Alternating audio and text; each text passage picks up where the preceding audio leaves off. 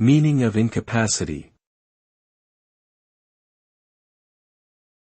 Incapacity. Incapacity. Incapacity. Incapacity. Incapacity refers to the state of being unable or unfit to perform a specific task or function. It can also describe a lack of physical or mental abilities.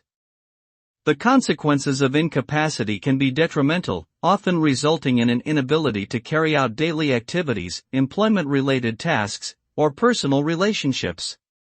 Those who suffer from incapacity may require assistance or support to manage their day-to-day affairs.